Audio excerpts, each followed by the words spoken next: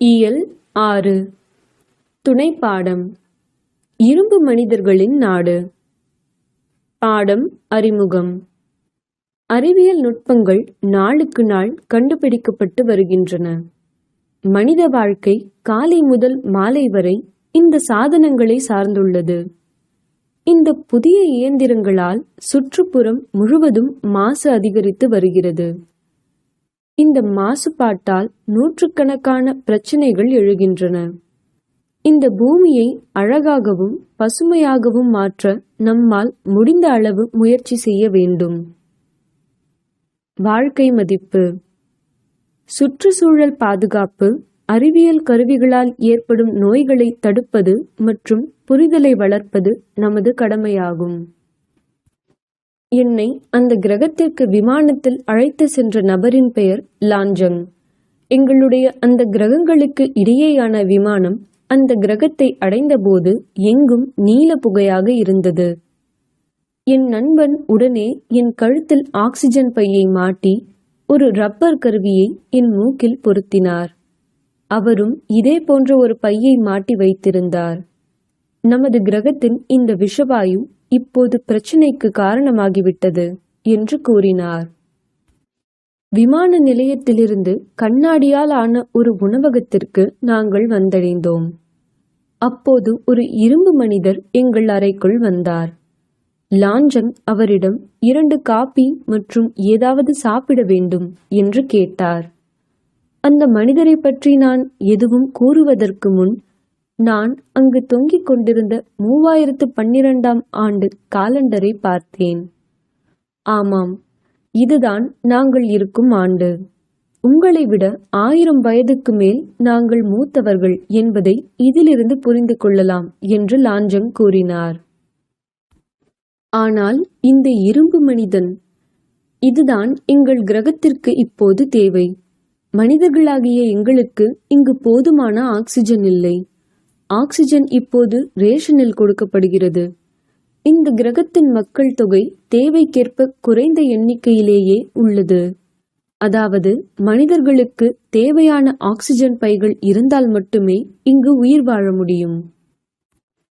ஓ, நம்ம இடத்தில் மக்கள் தொகை குறையாமல் அதிகரித்து கொண்டே போகிறது என என் வாயிலிருந்து சட்டென்று வந்தது. அதற்கு அவர் சிரித்துவிட்டு, எங்களுக்கு இங்கு சாப்பாட்டுக்கு எந்த பிரச்சனையும் இல்லை. மூச்சு விடுவதில் பிரச்சனை உள்ளதால்தான் இந்த இரும்பு மனிதர்களை நாங்கள் உருவாக்கினோம். இல்லையெனில் மக்கள் எப்படி வேலை செய்வார்கள்? இப்போது இந்த இரும்பு மனிதர்களும் வேலையாட்களாக வேலை செய்கிறார்கள். அலுவலகங்கள் நடத்துகிறார்கள், வீடு கட்டுகிறார்கள், பள்ளிகளில் கற்பிக்கிறார்கள், இயந்திரங்களை இயக்குகிறார்கள். அதாவது எல்லா வேலைகளையும் செய்கிறார்கள். ஆனால் இவர்கள் எப்படி எல்லா வேலைகளையும் செய்கிறார்கள் என்று கேட்டேன். அதற்கு லாஞ்சங், நீங்கள் எலக்ட்ரானிக்ஸ் அதிசயங்களை பற்றி அறிந்திருக்க வேண்டும். தொலைக்காட்சி, தொலைபேசி, ராக்கெட்கள் போன்றவை அவருடைய விளையாட்டுகள். மேலும் நீங்கள் கணினிகளையும் பார்த்திருக்கலாம்.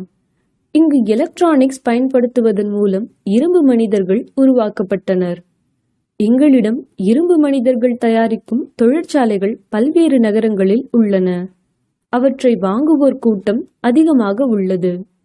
எந்த ஒரு நபரும் எவ்வளவு இரும்பு மனிதரை வேண்டுமானாலும் வாங்கலாம். ஆனால் அவர் உண்மையான மனிதனை வேலைக்கு பயன்படுத்த முடியாது. ஏனென்றால் ஆக்சிஜன் பற்றாக்குறையால் எந்த கடினமான வேலையும் மனிதர்களால் செய்ய முடியாது. இப்போது யாராவது இறந்தால் மக்கள் வருத்தப்படுவதில்லை. அதை நல்லது என்றும் இதனால் குறைந்தபட்சம் ஒரு பை ஆக்சிஜன் சேமிக்கப்படும் என்றும் நினைக்கிறார்கள். இந்த கிரகத்தில் இந்த மாதிரியான கலாச்சாரம் இருக்கிறது என்பதை கேட்டு நான் ஆச்சரியப்பட்டேன். அறிவியலில் அதிக முன்னேற்றத்தின் முடிவா என நின்று நினைத்தேன். உண்மையில் சொல்லப்போனால் நாங்கள் அனைவரும் பூமியிலோ அல்லது வேறு ஏதேனும் கிரகத்திலோ வாழ்வதற்கு ஒரு இடத்தை கண்டுபிடிக்க விரும்புகிறோம். அங்கு நாம் நிம்மதியாக பெருமூச்சு விடலாம் என்றார் லாஞ்சங். எங்கள் கிரகத்தை பற்றி உங்களுக்கு எப்படி தெரியும் என்று நான் கேட்டேன். நாங்கள் பல கிரகங்களுக்கு பயணம் செய்துள்ளோம். ஆனால் இப்போது பூமியின் ஆதரவு மட்டுமே உள்ளது. நாம் அங்கு வாழ நேர்ந்தால் இரும்பு மனிதர்களை எவ்வாறு உருவாக்குவது என்பதை மக்களுக்கு கற்பிப்போம். இது பல சிக்கல்களை தீர்க்கும் என்று அவர் கூறினார். இந்த மனிதர்களில் நரம்புகளுக்கு பதிலாக மெல்லிய கம்பிகளின் வலைப்பின்னல்கள் உள்ளது. இந்த கம்பிகள் வழியாக மின்சாரம் பாய்கிறது. அதன் உதவியுடன் அவர்கள் தங்கள் வேலையை செய்கிறார்கள். அவர்களின் தலைக்குள் ஒரு அக்லோமீட்டர் உள்ளது.